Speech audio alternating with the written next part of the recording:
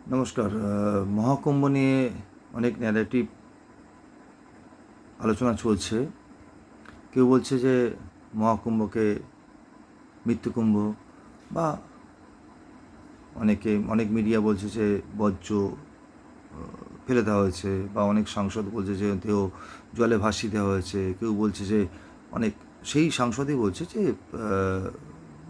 মহাকুম্ভের মাটিতে পুঁতে দেওয়া হয়েছে। দেখুন, একটা কথা বলি, আপনি আমার কিন্তু আপনাদের কোনো রাগ নেই,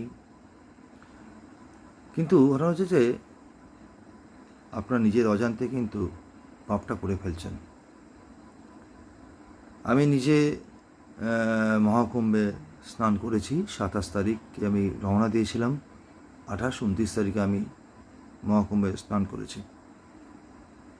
শ্রদ্ধার সঙ্গে স্নান করেছি। কোনো পাপ ধুতে যাইনি, নিজের মনের শান্তির জন্য আমি মহাকুম্ভে গেছিলাম স্নান করতে। দেখুন, পাপ পুণ্য তো অনেক পরের ব্যাপার।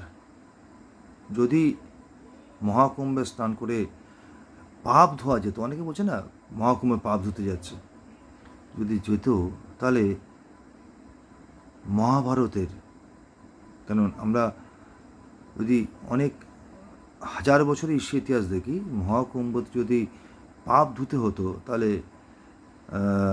মহাভারতের পঞ্চপাণ্ডব পাপ ধুয়ে নিতেন, কারণ ধুতে পারেনি।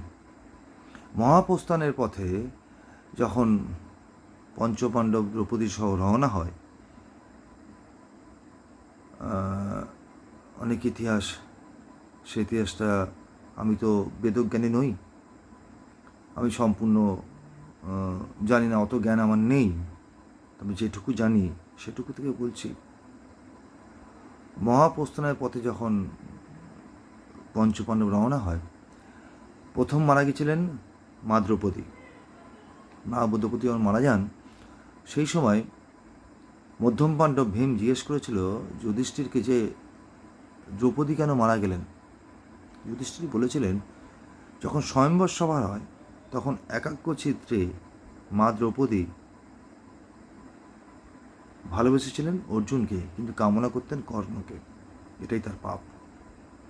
কেন পাপ, কী জন্য পাপ, সেটা পরের কথা। এরপর মারা গেলেন সহদেব। সহদেব ছিল জ্ঞানী, প্রচণ্ড জ্ঞানী। উনি ভাবতেন যে ওনার মতন জ্ঞানী আর পৃথিবীতে কেউ নেই। এটা হচ্ছে পাপ, অহংকার। এরপর নকুল ভাবতেন কি, উনি পৃথিবীর সব থেকে সুন্দর পুরুষ, এবং এই সৌন্দর্যের জন্য উনি অনেককে, মানে কি বলবো, মহিলাকে প্রত্যাখ্যান করেছিলেন। পাপ, প্রত্যাখ্যান করা পাপ না, কাউকে কিন্তু অবজ্ঞা করে প্রত্যাখ্যান করা পাপ। এরপরে অর্জুন ভাবতেন উনি সবথেকে বড় ধনুর্ধর। হ্যাঁ, উনি অবশ্যই ধনুর্ধর, অবশ্যই বিশ্বের ধনুর্ধর, কিন্তু ওনার থেকেও বড় ধনুর্ধর ছিলেন যুধিষ্ঠির এর কথাতে কি একলব্য বারবারিক। অর্জুন ভাবতেন কি, যে ওনার একটা বাণে সমস্ত শত্রু বিনাশ হবে, কিন্তু পারেননি। যাই হোক, নিজের অহংকারের পতন, সবটাই অহংকার মানেই পাপ। যাই হোক, অর্জুন কিন্তু মারা গেলেন। যখন মধ্যম পাণ্ডব ভীম মারা যায়, তখন মধ্যম পাণ্ডব যুধিষ্ঠির ভাতা, আমার এই অবস্থা কেন? যুধিষ্ঠির বলছেন, তুমি হচ্ছে তোমার সহনশীলতার থেকে বেশি খাদ্য তুমি গ্রহণ করো, এবং তুমি কাউকে যখন, মানে কি বলবো, মৃত্যুর দিকে পতিত মানে নিয়ে যাও, তখন তুমি ক্রোধের বশবর্তী হবে। কাকে তুমি মেরেছ? জরাসন্ধ, দুঃশাসন, দুর্যোধন এবং 100 কৌরব ভ্রাতাকে। এটা তোমার পাপ।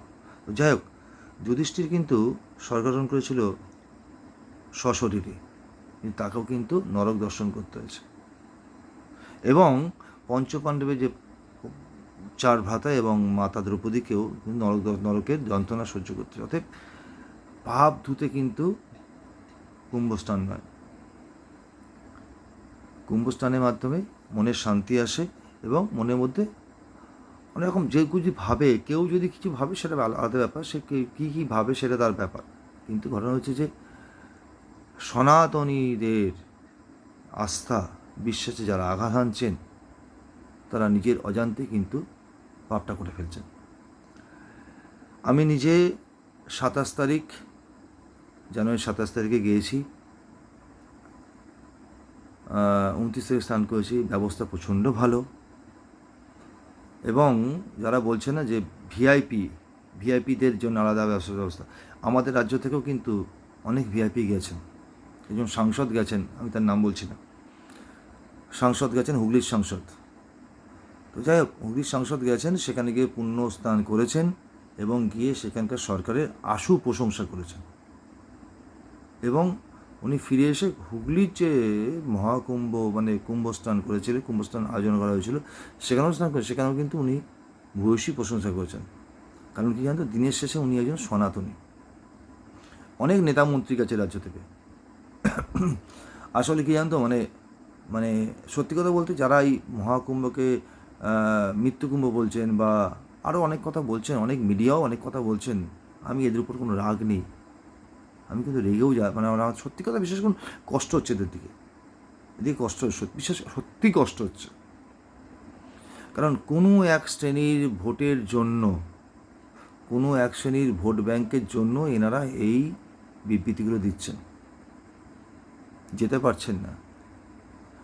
মানসিকভাবে এরা মানসিকভাবে বিধ্বস্ত, কিন্তু নিজেদের রাজনৈতিক দোকান বা মিডিয়ার দোকান খুলে রাখতে হবে বলে কিন্তু আজকেই বিবৃতিগুলো দিচ্ছেন।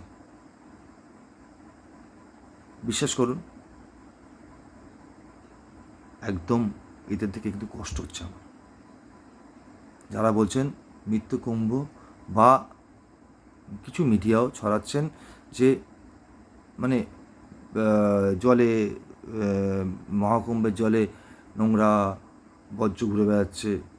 আমার সত্যি কথা বলতে গেলে এদের সত্যি মানে মানে কী বলবো, কষ্ট হয় এদের কথা শুনে।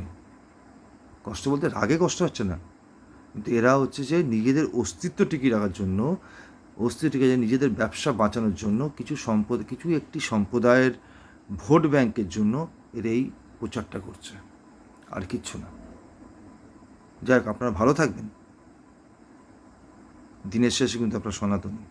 তবে একটা কথা বলি, পশ্চিমবঙ্গ থেকে এই মুহূর্তে আমার নিজে দেখা, পশ্চিমবঙ্গ থেকে যত গাড়ি গেছে, মানে এই অঞ্চলে যত গাড়ি আছে তার মধ্যে 70% হচ্ছে ওয়েস্ট বেঙ্গল থেকে গেছে।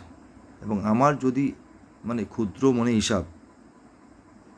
হিসাবে এটুকু বলতে পারি যে পশ্চিমবঙ্গতে যদি সনাতনীরা যদি মহাকুম্ভে ডুব দিয়ে, তাদের 2 থেকে 2.5 কোটি সনাতনী কিন্তু ডুব দিয়েছে।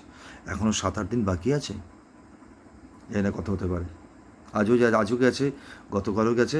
এবং আমার সামনে থেকে এই মুহূর্তে আমি দেখেছি মিনিমাম কয়েক হাজার মানুষ বাসে, গাড়ি করে এবং ট্রেনে করে যাচ্ছে। 3 থেকে 3.5 লাখ বা 4 লাখ ছুঁয়ে গেলেও অস্বাভাবিক কিছু নয়। ভয় পাচ্ছেন? হ্যাঁ, জানি সনাতনীদের এই জনসমাগমে, এই সনাতনী বৃহত্তর জনসমাগমে আপনারা ভয় পাচ্ছেন, কষ্ট হচ্ছে আপনাদের। আমি জানি আপনাদের কষ্টটা কোথায়, কারণ আপনারা ভাবছেন যে আপনাদের অস্তিত্ব টিকিয়ে রাখতে হবে। কোনো একটি সম্প্রদায়ের ভোট ব্যাংক আপনাদের বাঁচিয়ে রেখেছে, কিন্তু বেশি দিন নয়। একটা কথা বলি, সনাতনী মানুষ জেগেছে, সে আপনাদের দলের সাংসদ হোক, নেতা হোক, মন্ত্রী হোক। ভালো থাকবেন। শুভরাত্রি। হর হর গঙ্গে, হর হর মহাদেব। জয় শ্রীরাম।